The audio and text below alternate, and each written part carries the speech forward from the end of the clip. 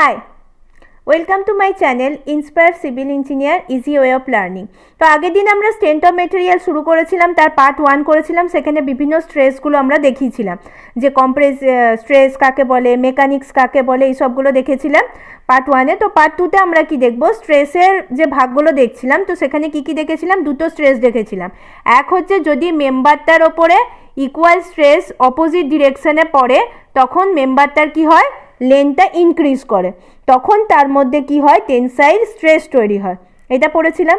আচ্ছা, আর কি পড়বো, আর আজকে যেটা পড়বো সেটা হচ্ছে কম্প্রেসিভ স্ট্রেস। কম্প্রেসিভ স্ট্রেসটাও আগের দিন বলেছিলাম যে কোনো মেম্বারের ওপরে যদি আউটওয়ার্ড ফোর্স না হয়ে যদি ইনওয়ার্ড কম্প্রেসিভ ফোর্স অ্যাপ্লাই করা হয়, তাহলে মেম্বারের লেন্থটা কি হয়, রিডিউস করে যায়। তাহলে তার মধ্যে যে স্ট্রেসটা তৈরি হয় সেটা আমরা বলেছিলাম কম্প্রেসিভ স্ট্রেস। এই কথা আমরা পড়েছিলাম।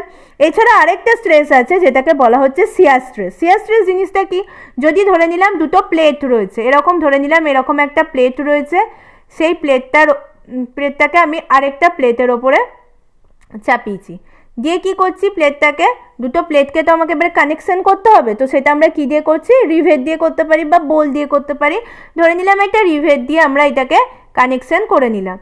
তো এবারে কি হচ্ছে, এবারে যদি এর মধ্যে আমি টেনসাইল লোড কাজ করাই বা টেনসাইল ফোর্স দু সাইডে এরকমভাবে কাজ করাই, এ কি চাইবে, এই প্লেটটা ধরো দুটো এরকম যদি রিভেট দিয়ে আমরা দুটো প্লেটকে লাগাই, এবারে দু সাইড থেকে টানছি, তাহলে কি করতে চাইবে, এইভাবে ছেড়ে বেরিয়ে যেতে চাইবে। তাহলে এই যে টেনসাইল ফোর্স কাজ করার জন্য এই পোর্শনটা, এই ট্যানজেন্সিয়াল পোর্শনটা, এই সারফেসে এটা যে ছেড়ে এরকমভাবে বেরিয়ে যাচ্ছে, মানে এইখানে যদি আঁকি তাহলে জিনিসটা কীরকম হয়ে যাবে, এই প্লেটটা ছেড়ে বেরিয়ে আসবে কিছুটা পোর্শন নিয়ে, রিভেটের কিছুটা পোর্শন নিয়ে এখানটা বেরিয়ে আসবে, আর এই প্লেটটা কিছুটা পোর্শন নিয়ে এই প্লেটটাও কি হবে, রিভেটের কিছুটা পোর্শন, মানে আপার পোর্শনটা রিভেটের এ নিয়ে বেরিয়ে যাবে আর লোয়ার পোর্শনটা এ নিয়ে বেরিয়ে যাবে। তাহলে কি হচ্ছে, ফোর্সটা কোন ডিরেকশনে কাজ করছে, এইভাবে কাজ করছে, ওই জন্যই মেম্বার দুটো কি হচ্ছে, ছেড়ে বেরিয়ে যাচ্ছে। তাহলে এই রিভেটের ওপরে যে স্ট্রেসটা কাজ করছে, এই রিভেটের ওপরে কি স্ট্রেস কাজ করছে, পি কাজ করছে এই ডিরেকশনে। আর মানে যদি আমি এই পার্টটাকে এনে দেখাই, তাহলে পি লোডটা কোন দিকে কাজ করছে, এই দিকে কাজ করছে, তাহলে পি কাজ করছে এই ডিরেকশনে।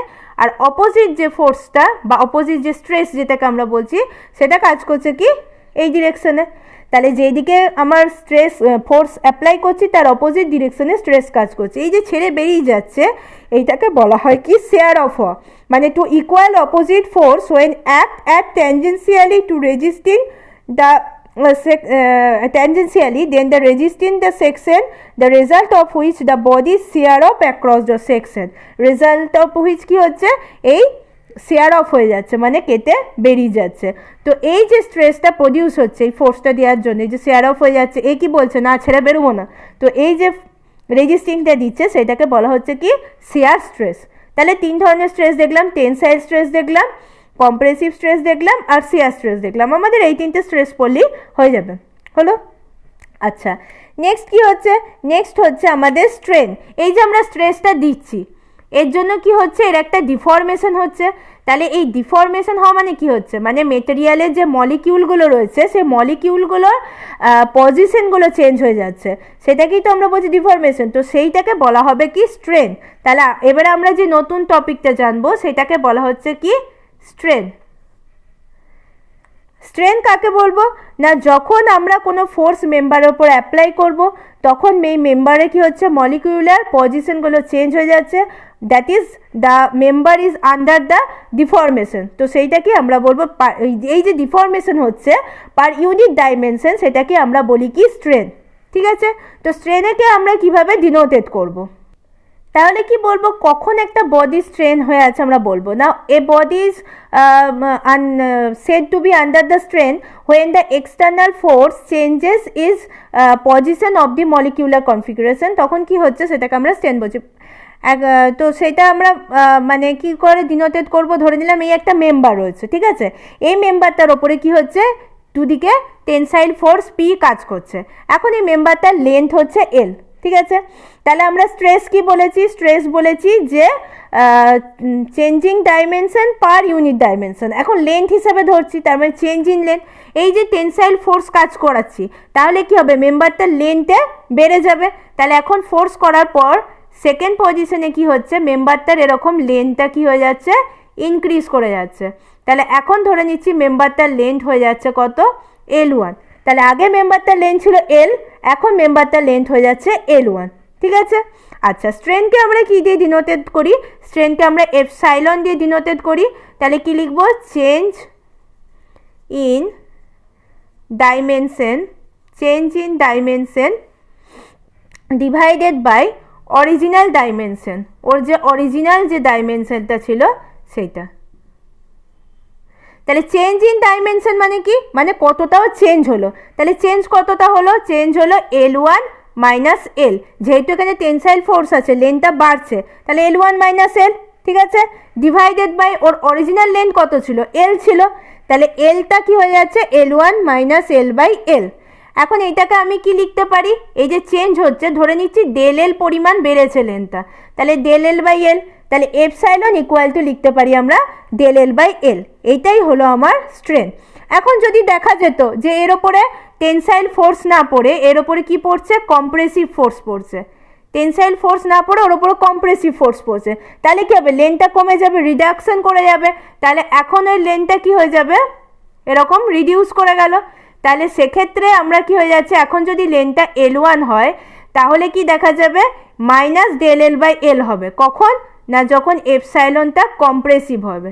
এপসাইলনটা টেনসাইল হলে প্লাস হয়ে যাচ্ছে, এপসাইলনটা কম্প্রেসিভ হলে মাইনাস হচ্ছে। মাইনাস কেন হচ্ছে, L1 এর মানটা কম হয়ে যাচ্ছে, তার মানে এটা কি হয়ে যাচ্ছে, L1 এর মান যদি কম হয় তাহলে L minus L, L1 minus L, L এর ভ্যালু যদি বড় হয় তাহলে এটা মাইনাস হবে। তাহলে কম্প্রেশন যখন হচ্ছে তখন এটা মাইনাসে হচ্ছে, যখন টেনসাইল স্ট্রেন হচ্ছে তখন এটা প্লাসে হচ্ছে। এই হলো আমার স্ট্রেনের গল্প। তাহলে কি দেখলাম এই দুদিনের ক্লাসে আমরা, যে কোনো একটা মেম্বার রয়েছে, একটা মেম্বার রয়েছে, মেম্বারটার ওপরে কি অ্যাপ্লাই হচ্ছে, ফোর্স অ্যাপ্লাই হচ্ছে। তাহলে একটা মেম্বার রয়েছে, মেম্বারের ওপর ফোর্স দিচ্ছি, ফোর্স দেওয়ার জন্য কি হচ্ছে, মেম্বারটার ভেতরে ইন্টারনাল একটা রেজিস্টিং ফোর্স তৈরি হচ্ছে, তার মানে স্ট্রেস তৈরি হচ্ছে, ইন্টারনাল রেজিস্টিং ফোর্স। তো স্ট্রেস তৈরি হলো, এরপরে স্ট্রেসটা কি করবে, স্ট্রেসটার জন্য ওই মেম্বারটার ডিফর্মেশন হবে, ডিফর্মেশন হওয়া মানে কি হবে, তার শেপ চেঞ্জ হয়ে গেল, তার মানে সেটা হয়ে যাচ্ছে স্ট্রেন। তাহলে ফোর্স অ্যাপ্লাই করছি, ফোর্স অ্যাপ্লাই করার জন্য ইন্টারনাল রেজিস্টিং ফোর্স তৈরি হচ্ছে, মানে স্ট্রেস তৈরি হচ্ছে। সেই স্ট্রেসটা কী করছে, মেটেরিয়ালটা ডিফর্মেশনটা, এবারে এই যে ফোর্সটা যদি আরও আমি বাড়াই তাহলে কী হবে, তার ডিফর্মেশন হবে, তাহলে তার থেকে স্ট্রেন হচ্ছে।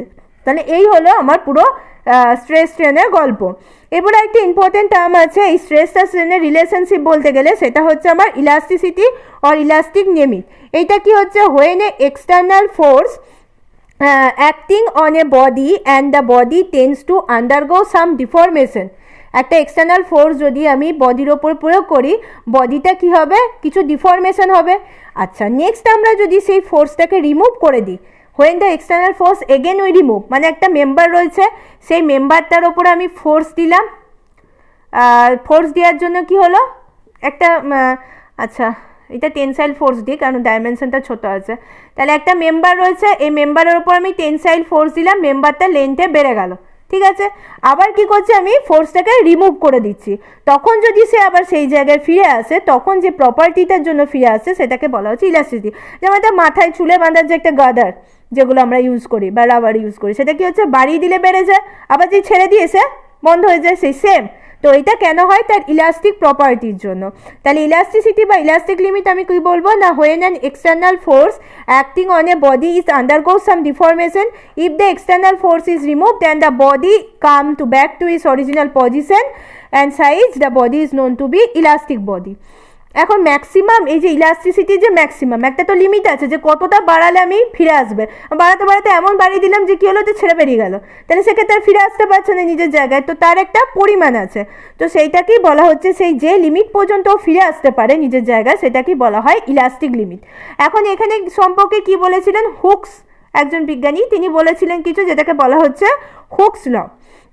হুকস একটা ল দিয়েছিল কি, when the material is loaded within it's elastic limit. তাহলে উনি কি করেছিলেন, স্ট্রেস আর স্ট্রেনের একটা গ্রাফ করেছিলেন, যে স্ট্রেনটাকে দিয়েছিলেন এক্স অ্যাক্সিস বরাবর, স্ট্রেসটাকে ওয়াই অ্যাক্সিস বরাবর। তো দেখা যাচ্ছে এইখানে মেটেরিয়ালটাই ইলাস্টিক লিমিট। তো এই পর্যন্ত, এই ইলাস্টিক লিমিট পর্যন্ত, মানে মেটেরিয়ালটার এখানে ইলাস্টিক লিমিট পর্যন্ত কি হচ্ছে, স্ট্রেস আমি যেমন দিচ্ছি স্ট্রেন প্রডিউস হচ্ছে। মানে স্ট্রেস যদি 1 ইউনিট দিই, ধরেন এরকম 1 দিলাম, এখানে 1, এখানে 2, এখানে 3, এখানে 1, 2, 3 এরকম, তাহলে স্ট্রেস যতটা দিচ্ছি স্ট্রেন ততটা হচ্ছে। স্ট্রেস যত, তাহলে কি হচ্ছে, একটা আমার লিনিয়ার লাইন যাচ্ছে। তো এই যে স্ট্রেস স্ট্রেন গ্রাফটা বলেছিলেন যে হুকস, তো সেটাকে বলা হচ্ছে হুকস ল। ঠিক আছে, তো হুকস লতে কি বলেছিল যে within elastic limit stress is proportional to strain. মানে মোদ্দা কথা হচ্ছে when the material is loaded within is elastic limit, when a material is loaded within its elastic limit the stress is proportional to strain। তার মানে কি বলেছিলেন, এই স্ট্রেসটা প্রপোর্শনাল টু স্ট্রেন হলো। এখন স্ট্রেস প্রপোর্শনাল টু যদি স্ট্রেন হয়, এইখানে স্ট্রেস প্রপোর্শনাল টু স্ট্রেন হলে আমাকে কি করতে হবে, যদি আমি প্রপোর্শনাল সাইনটা চেঞ্জ করতে চাই আমাকে একটা কনস্ট্যান্ট আনতে হবে। তো আমরা যে কনস্ট্যান্টটা আনি সেই কনস্ট্যান্টটা হচ্ছে ই। এই যে ই, এই কনস্ট্যান্টটা, এইটাকে কি বলা হয়, modulus of elasticity. Modulus of elasticity, modulus of elasticity, এইটা কি বলা হয়, কি মডিউলাস অফ ইলাস্টিসিটি হলো। আচ্ছা, এই ই সমান তাহলে আমরা কি লিখতে পারি, সিগমা সমান যদি ই ইন্টু এপসাইলন হয়, তাহলে ই সমান কি হয়ে যাবে, ই সমান এই এপসাইলনটাকে নিচে নিয়ে চলে আসবো, তাহলে এইটা সমান কি হয়ে যাচ্ছে, ই সমান হয়ে যাচ্ছে সিগমা ডিভাইডেড বাই এপসাইলন। এখন সিগমা মানে কি, সিগমা মানে হচ্ছে স্ট্রেস, তাই তো। সিগমা মানে আমরা কি জানি, সিগমা মানে জানি স্ট্রেস। স্ট্রেস মানে কি, স্ট্রেস মানে আবার জানি লোড বাই এরিয়া। এখন এপসাইলন মানে কি জানি, এপসাইলন মানে হচ্ছে ডেল এল বাই এল, মানে এরকম হয়ে যাবে ডেল এল বাই এল। আচ্ছা, এখন যদি কোনো মেম্বারের আমি বার করতে চাই যে তার লেন্থটা কতটা ইনক্রিজ হয়েছে, হয়তো সব কিছু বলে দিলাম, আমি লেন্থ কতটা ইনক্রিজ হয়েছে বার করলাম, তাহলে কি হচ্ছে, পুরো পার্টটাকে এখানে নিয়ে চলে যাব, তাহলে ডেল এল বাই এল সমান হয়ে যাবে পি বাই এ বাই ই।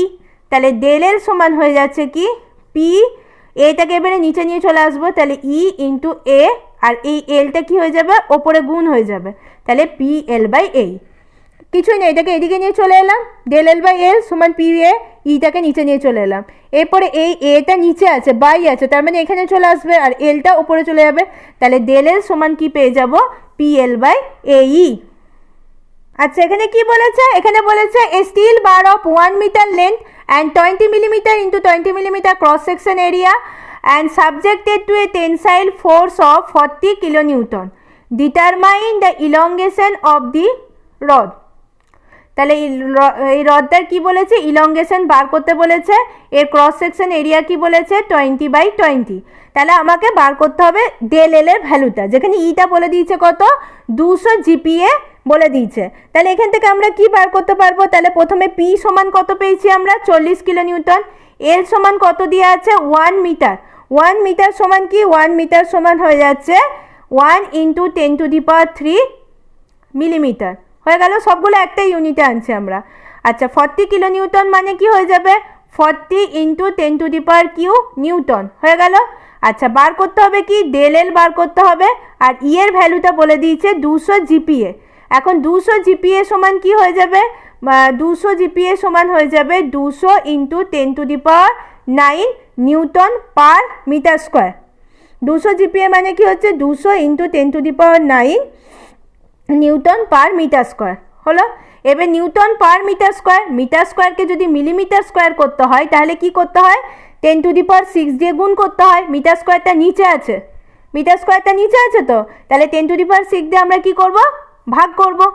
10⁶ দিয়ে যদি ভাগ করি তাহলে এটা মিটার স্কোয়ার থেকে কি হয়ে যাবে, মিলিমিটার স্কোয়ার হয়ে যাবে।